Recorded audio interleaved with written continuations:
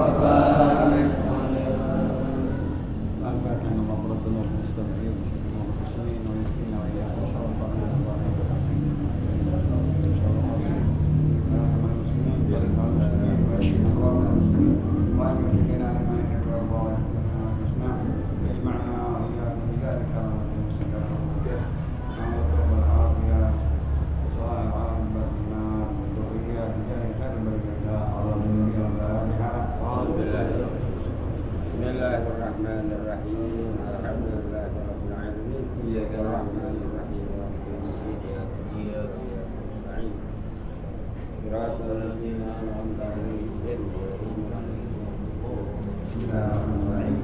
الحمد لله رب العالمين والصلاة والسلام على أشرف الأنبياء والمرسلين سيدنا محمد وعلى آله وصحبه أجمعين. قال شيخ المالك رحمه الله تعالى وعلى نفع به وببركة علمه وبكم بدارين آمين رضي الله عنكم. halaman 45 مجلس السادس عشر في الحديث السادس عشر. الحمد لله الذي تنزه بكماله عن التشبيه والشبيه والمثال وتوحد بوحدانيته عن المؤانسة والموازنة والمشير وتغير الحال وتعالى بجنسه عن الصاحب وصاحبته فلا تدركه عظمته ولا تنال. وأشهد أن لا إله إلا الله وحده لا شريك له شهادة أن ندخرها بهول السؤال. وأشهد أن سيدنا محمد عبده ورسوله الذي بصرنا من الأعمى وهدانا من الضلال وبعثه مولاه بما يؤيد به كلمة الدين على التفضيل والإجمال صلى الله عليه وعلى آله وأصحابه ما قرد دري وناح حمام يقولان آمين. عن أبي هريرة رضي الله عنه أن رجلا قال للنبي صلى الله عليه وسلم أوصني قال لا تغضب فردد مرارا فقال لا تغضب رواه البخاري. betul.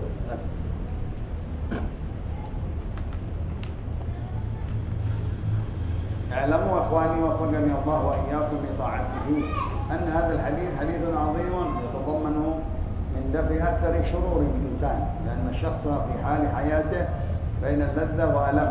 فللذه سببها ثوران الشهوه اكلا وشربا وجماعا ونحو ذلك. والالم سببه ثوران الغضب فاذا اجتنبه يدفع عنه نصف الشر بل اكثره.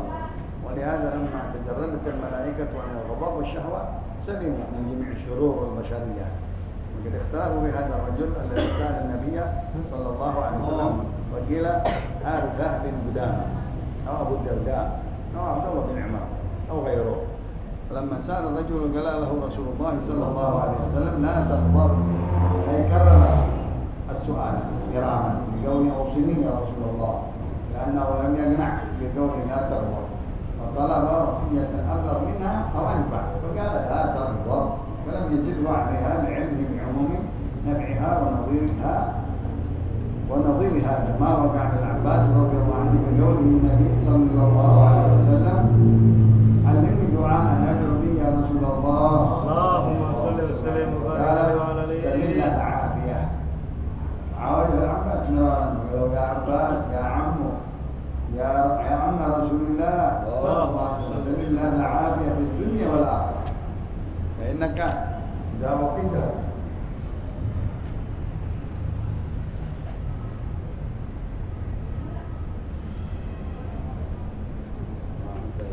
الحمد لله فإنك إذا أعطيت العافية أعطيت كل خير أو كما قال. والغضب في حق الآدمي ثوران دم القلب وغليانه عند توجه كره إلى الشخص. وفي الحديث الغضب جمرة تتوكل في قلب ابن آدم أما ترون إلى انتفاخ أوداجه واحمرار عينيه. فما غضب الله تعالى فهو إرادة الانشجار ولا يخفى أن الغضب إنما يذم حيث لم يكن لله تعالى. أما إذا كان له تعالى فهو محمود. ومن ثم كان صلى الله عليه وسلم يغضب إذا انتهكت حرمات الله عز وجل. كان من دعائه عليه الصلاة والسلام أسألك كلمة الحق في الغضب والرضا. والله أعلم. الحمد لله والشكر لله على نعمة الله وعلى بركة الله. Salawat dan salam kepada Rasulullah. Meneruskan dalam pengajian kitab Majalis Saniyah karangan Imam Ahmad Al-Hijazi Al-Qushani, syarah daripada Arba'in An-Nawawiyah Al-Imam An-Nawawi Al-Mashki, sampai ke hadis yang ke-16. Hadis yang ke-16 dibuka dengan hamdalah khutbahnya. Pertama-tama beliau mengucap hamdalah alladzi tanazzaha min kamali kamali an tashbih wa syabih wal mithal. Maha suci Allah Subhanahu wa taala dengan kesempurnaannya, tidak ada sepertinya, serupanya, misalnya, tidak ada yang sama. Laisa kamitslihi syai'un wa huwas samiul basir. Allah Subhanahu wa taala yang patut kita mengabdi dan menyembahnya, tidak ada sepertinya. Tidak boleh kita tuhankan seperti apapun. Tidak ada segala-galanya makhluk Allah, ciptaan Allah. Yang khaliknya hanya Allah Subhanahu wa taala, tidak ada yang lain. Maka makhluk tidak bisa kita jadikan Tuhan. Benda mati dijadikan Tuhan, batu, kayu, tidak bisa. Manusia tidak bisa. Semua makhluk. Karena ada penciptanya, kenapa kita jadikan Tuhan? Laki, perempuan, nabi, orang biasa, tidak boleh. Itu semuanya la syabiha wala nadhira wala mithal. Tidak ada sepertinya, tidak ada serupanya, tidak ada misalnya. Wa tawahhada fi wahdaniyati yani mu'anasi wal mu'azzalati wal musyir wa taghayyur al-ahlam. Allah Maha Esa sendirinya dengan keesaannya daripada teman yang mendekatnya atau membantu wazir menterinya atau pemusyirnya yang memberikan isyarat, yang membisikkannya, tidak ada. Walaupun dengan segala perubahan-perubahan, tetap Allah sendiri yang Maha Esa. Tidak perlu dengan pembisik, pembantu, menteri atau segala sesuatu, dan malaikat, wala rasul, tidak perlu. Allah Maha Esa. Qiyamuhu binafsihi, sifat 20. Qiyamuhu binafsihi. Dia berdiri dengan sendiri. Tidak ada pembantunya, tidak ada yang membisikkannya, memerintahkannya, memberikan isyaratnya, memberi masukan, tidak ada. Allah Gahhar, dia membuat veto sendiri, menghukum sendiri, memutuskan sendiri. Tidak ada yang seperti makhluk masih bisa musyawarah dulu, masih minta pendapat lain. Tidak. Allah Subhanahu wa ta'ala dia mahu binafsihi mukhalifun lil hawadith, berbeda dengan segala makhluk-makhluknya. Dia perlu bantuan, perlu pendamping, perlu orang yang menghiburnya, perlu ada yang memberikan isyarat, memberikan masukan. Enggak, Allah enggak perlu semuanya. Wa ta'ala fi qudsi an sahib wa sahibah. Maha luhur Allah dan maha suci di dalamnya.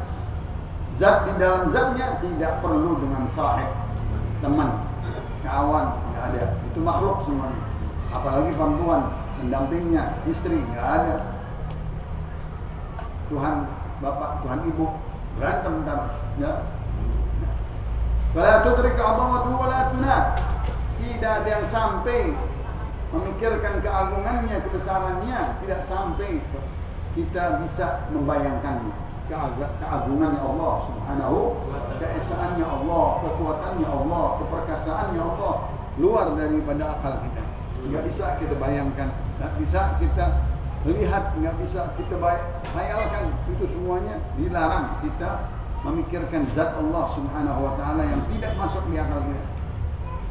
Wa asyhadu an la ilaha illallah wahdahu la syarika lah. Kami bersaksi tiada Tuhan selain Allah yang Maha Esa, tidak ada sekutunya. Syahadat yang aku simpen ini syahadat untuk di waktu nanti ditanya oleh malaikat munkar dan nakir. Man rabbuka man nabiyyuka asyhadu an la ilaha illallah wa asyhadu anna muhammadan rasulullah. Begitu juga ditimbang amalan kita di sirat, semuanya di awal yaumil qiyamah. Ini yang paling penting adalah syahadat an la ilaha illallah. Yang kedua, aku bersaksi tiada Tuhan selain Allah dan Nabi Muhammad adalah hambanya dan utusannya. Siapa Nabi Muhammad? Alladzi bassarana minal 'ama. Nabi kita yang memberikan penglihatan kita dari kita buta dengan ilmu, buta dengan kejahilan kita. Dia melekkan mata kita mengenal Allah, mengenal zat Allah, ma'rifat kepada Allah, mahabbah kepada Allah. Siapa itu? Nabi kita. Tadi kita buta, kita jahil, kita bodoh, kita menyembah berhala, menyembah arwah, menyembah jin, menyembah bis, menyembah batu, menyembah pohon. Na'udzubillah. Buta kita dengan kedatangannya Nabi Muhammad SAW. Terang mata kita, langsung kita melihat Allah. Anta'budallah ka'annaka tarah, fa in lam takun tarah fa innahu yarah. Itu ihsan. Ya, Nabi kita yang mengajarkan ini. Kalau nggak ada Nabi kita nggak kenal Allah. Mungkin masih menyembah berhala gitu, masih menyembah candi-candi di sini, patung-patung. Indonesia terutama banyak banget yang disembah segala macam-macam. Kalau datangnya Islam yang dibawa oleh Nabi kita Muhammad SAW, dikenalkan oleh Nabi, siapa Tuhan kita? Allah, bukan batu, bukan patung, bukan buatan, bukan bikinan. Itu semua bikinan manusia. Yang bikin, yang susun, yang lukis, yang pahat siapa? Ya jadi Tuhan. Tadi injek-injek lagi. Wahadana min ad-dhalal. Nabi menunjukkan kita jalan yang lurus yang tadi kita sesat. Wa ba'athahu maula bima yu'ayyidu bihi kalimatud din 'ala at-tafsir wal ijmal. Allah utus Nabi kita untuk membenarkan kalimat la ilaha illallah. Tidak ada Tuhan selain Allah. Allah gembira tatkala Nabi mengenalkan makhluk-makhluknya semua kepada Allah. Tadinya makhluknya tidak kenal Allah. Di dalam hadis qudsi kata Allah, aku dahulu tertutup, tidak ada yang kenal. Tatkala aku utus Muhammad, maka Muhammad mengenalkan makhluk kepada aku.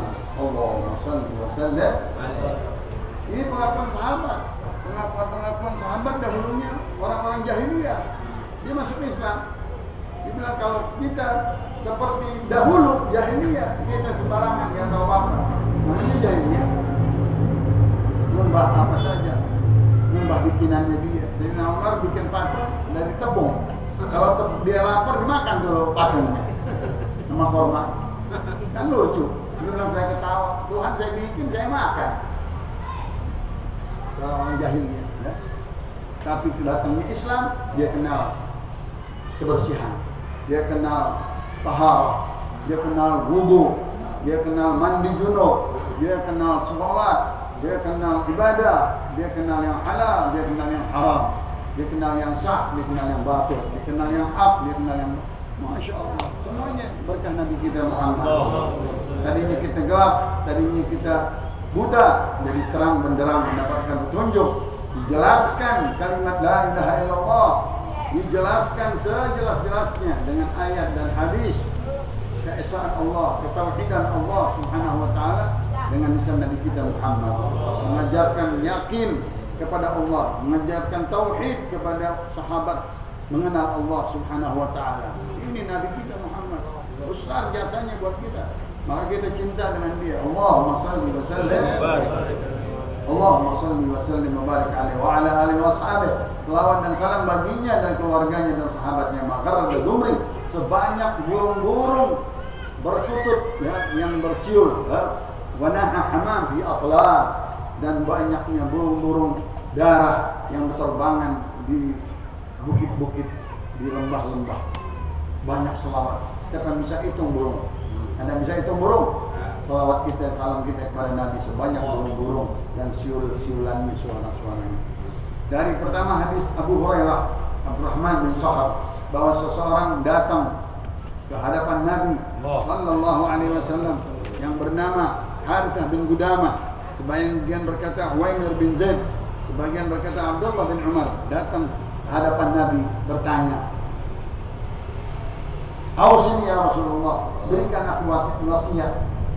Berikan aku nasihat, wasiat darimu langsung."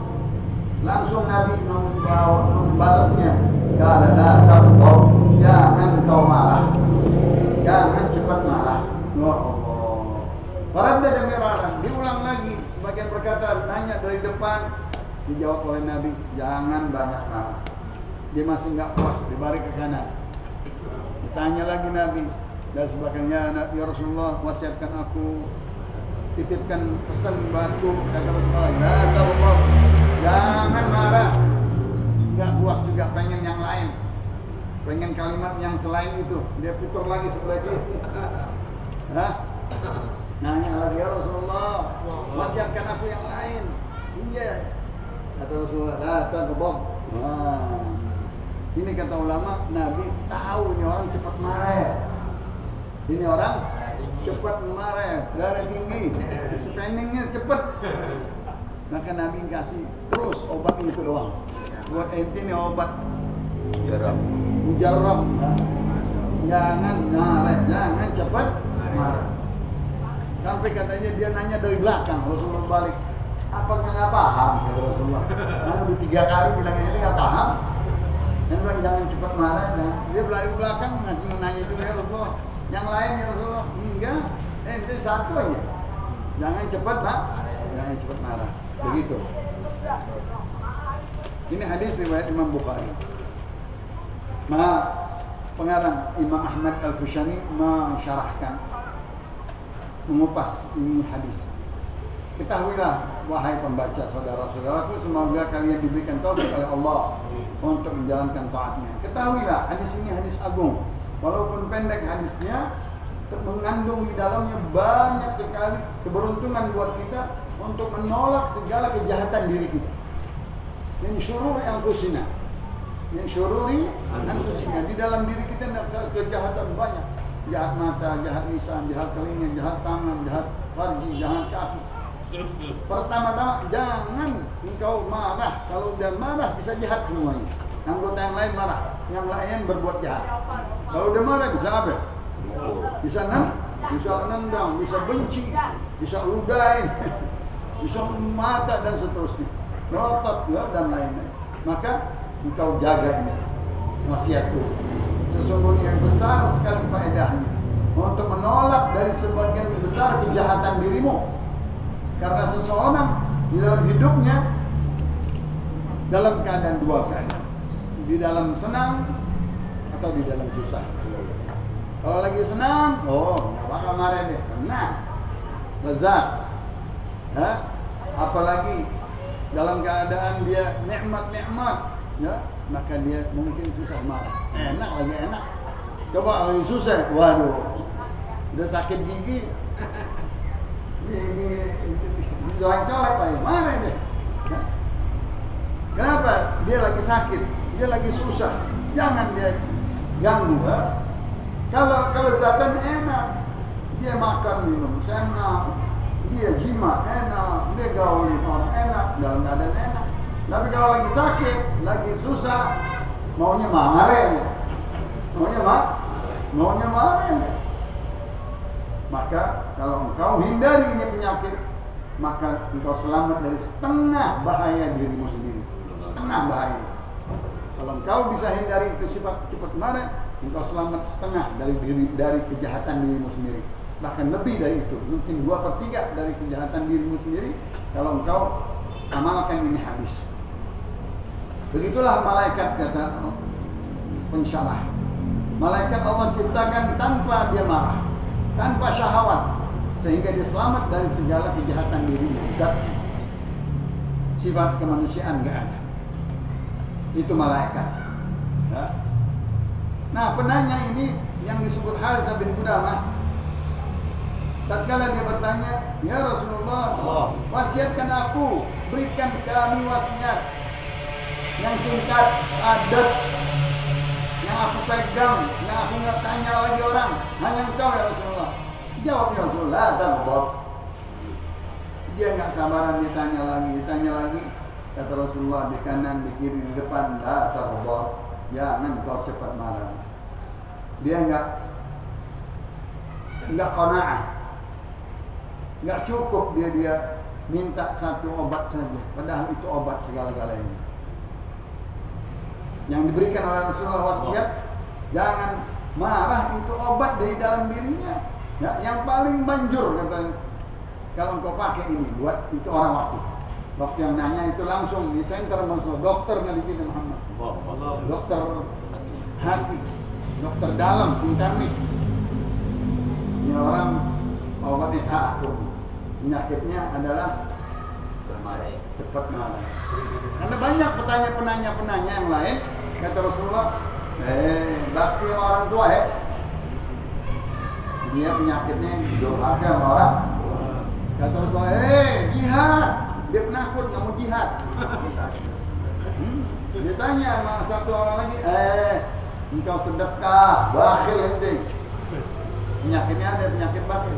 Disebut-sebut sama sahabat. Nanyanya sama. Nanya ini wasiatkan aku, pesanin aku, kasih aku ilmu ya Rasulullah. Pesan wasiat aku. Jawabannya lain-lain.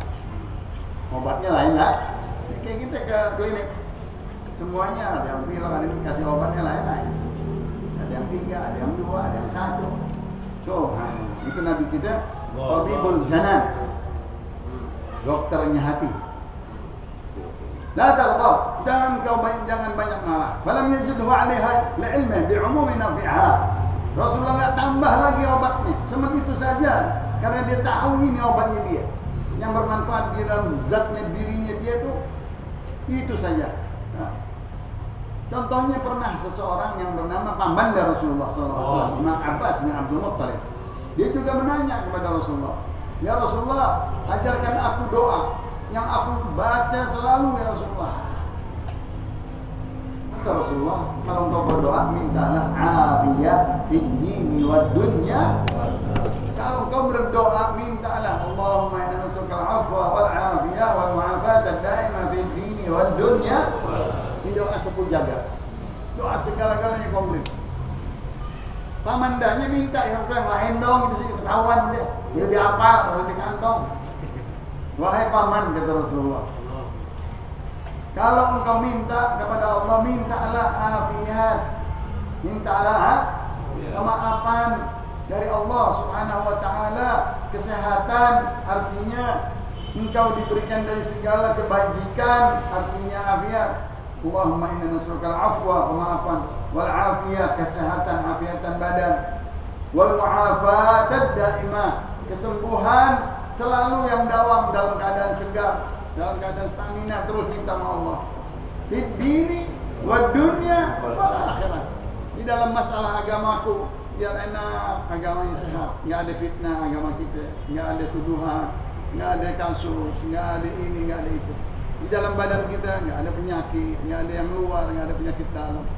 Di akhirat nanti selamat dari kubur, azab kubur, selamat di dalam padang mahsyar. Yaumul qiyamah, di dalam timbangan di surat, begitu maksudnya.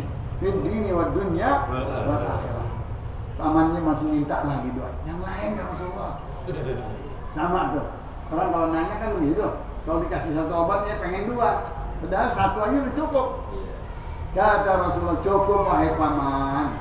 Kalau engkau diberikan oleh Allah afiat, engkau diberikan segala-galanya. Diberikan segala-galanya. Benar, sehat segala-galanya enggak? Coba punya duit nggak sehat, punya bini 4 nggak sehat, ngeliatin doang.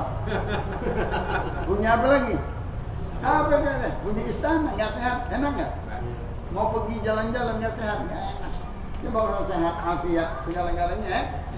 Engkau kalau diberikan afiat, engkau diberikan segala-galanya, kata Rasulullah SAW. Allahumma shalli wa sallim. Maka penyakit marah ini di diri seorang anak Adam itu adalah sesuatu dari pembangkit setan di dalam pembuluh darah kita sampai ke hati kita, dipanaskan, dididihkan oleh setan. Setan itu paling cepat mau buat anak Adam cepat marah. Bagaimana? Ditiup gitu. Ditiup sama setan, merah muka. Merah nggak? Melotot mata kita. Apa namanya nih? Geraham kita, geregetan. Orang marah geregetan loh. Ini kok bengkak. Kayaknya udah mau ada apa? Kayak ada barah di hati. Itu setan itu. Maka disuruh apa? A'udzubillahi minasyaitonir rajim. Allahumma shalli ala sayyidina. Atau kita berwudu, atau kita keluar dari tempat itu, atau kita duduk dari berdiri, celentang deh, mendingan deh. Bahaya tuh setan kalau kita nggak bertawuz, a'udzubillahi minasyaitonir, karena lagi dibakar, dididihkan, hati kita panas, dia zat kepanas, ya. Mau berbuat yang jahat, ya, begitu syaitan. Seperti bara yang sedang dipanaskan di hati anak Adam, engkau tidak lihat mukanya bengkak, ya, gerahamnya gregetan, wajahnya merah, matanya melotot. Itu sebabnya syaitan meniup kita. Rabbi a'udzubika min hamazatis syayatin wa a'udzubika rabbi ayahdurun. Ya Allah, aku berlindung daripada tusukannya syaitan, ya, yang itu hembusannya syaitan, tiupannya syaitan. Wa a'udzubika rabbi ayahdurun. Dan aku berlindung jangan dia hadir di badan kita, jangan masuk di badan kita. Kata Nabi, inna syaitan yajri fi ibni Adam majrad dam. Syaitan itu masuk ke badan, ke tubuh anak Adam seperti mengalir pembuluh darah. Kalau engkau nggak pintar-pintar menahannya, menyempitkannya, jangan masuk ke badanmu dengan zikrullah, dengan wudu, dengan Quran. Syaitan nyambul. Dengan sujud, dia gedek kalau kita lihat sujud, artinya sembahyang.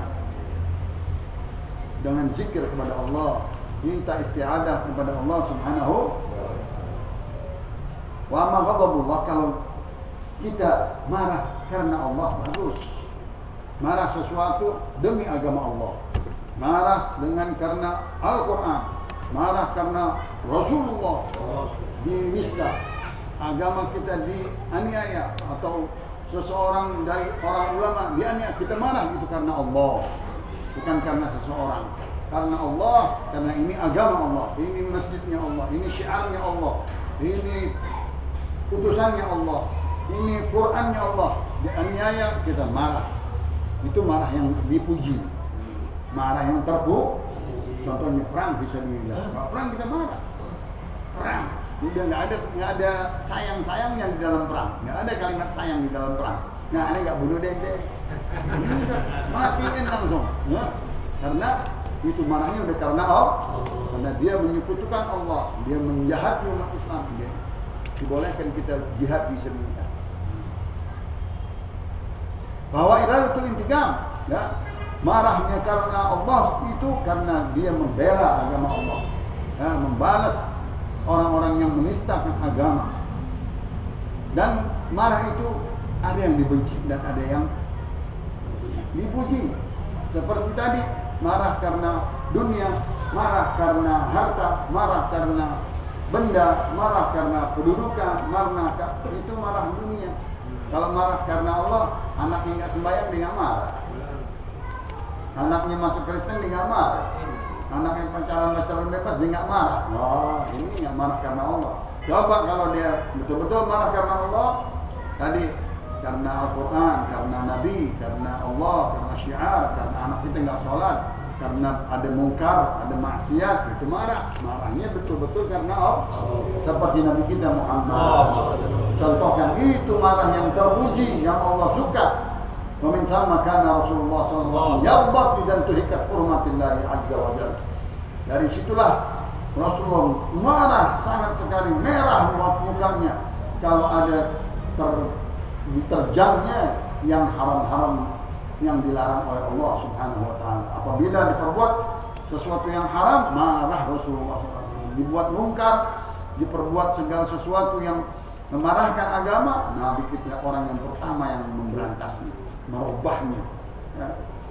Dia nggak mau ini merusak kebesaran, kehormatan Allah Subhanahu wa taala, agama Allah, kitab Allah, Rasul Allah.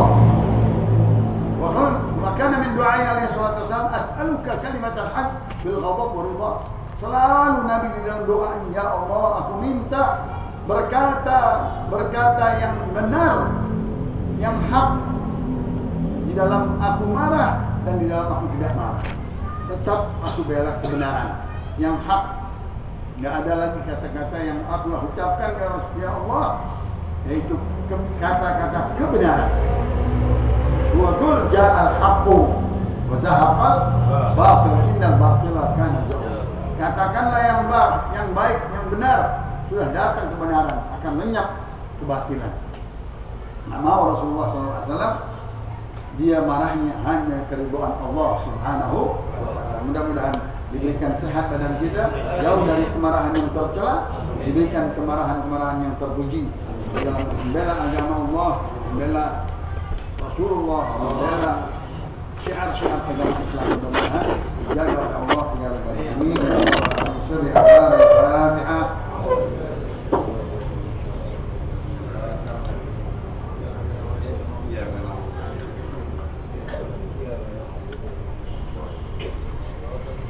قال رسول الله صلى الله عليه وسلم أفضل ما قلت أنا والنبيون من قبلي لا إله إلا الله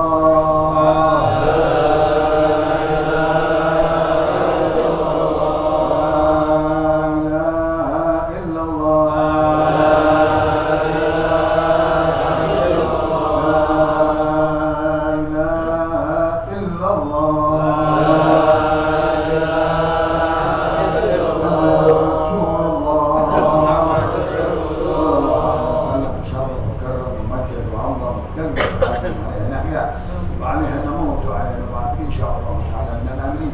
رب ارفعنا ببركتهم وهبنا حسنا كرمتهم وأمتنا بطريقتهم ومعرفتهم وصلى الله على محمد.